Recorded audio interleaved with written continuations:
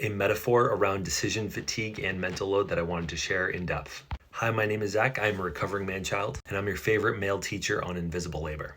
Recently, I made a video talking about the metaphor of decision fatigue and the difference of how a lot of men, and I think people in general, currently think about how they ask small and sometimes silly, sometimes stupid questions. And I want to go in depth because I realized it deserved a little bit more justice than a 90-second video. So the metaphor is, I want you to think for a second about how you use an internet browser on your laptop or computer. If you're anything like myself, you probably have 10 to 20 to 30 tabs open at any given time. I also have 3 monitors, so sometimes they become more. And what we're going to compare here is what mental load is around thinking about different things as a different tab in that browser. I'm going to use an example from the other day when I had a moment of like self-realization and didn't do what I normally do and took a little bit of mental load off of Alyssa that typically I would have added to her. The other day, I was waiting for a contractor to come back to the door. I was watching Everly at the same time. I didn't have my phone on me. I was about to write a check.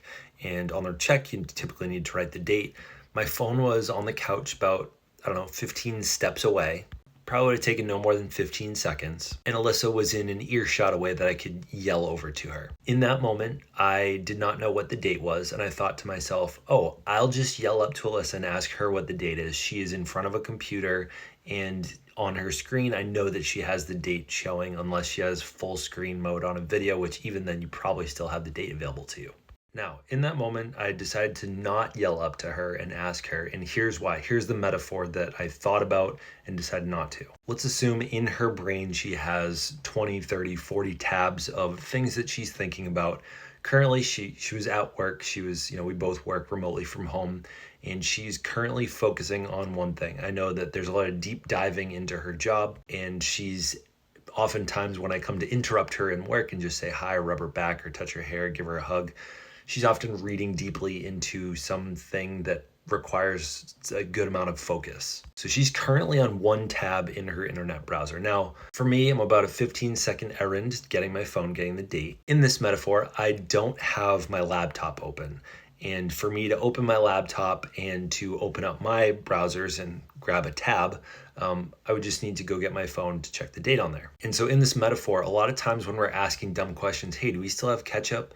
Hey, have you seen my keys? Hey, did we pay the water bill this month? Hey, did you get the mail yesterday? This is the equivalent of taking our partner off of whatever tab they're currently on and asking them to open another tab. What I'm inviting us to consider is the idea that the intent or the ability for me to open up my metaphorical laptop, to open up the Chrome browser, to open up a tab and get the information that I need is actually less total work than her switching tabs from what she's on, getting the information, yelling it down, and getting back on task to the tab that she was on. When we think about decision fatigue and making choices, a quick anecdote, I don't know if you guys knew this, but both Obama and Mark Zuckerberg, CEO of Meta, they purposefully only wore the same clothes all the time so that they're cutting out one more decision in their day so that they would have one less decision to make and decreasing the amount of total decision fatigue they would have. Now,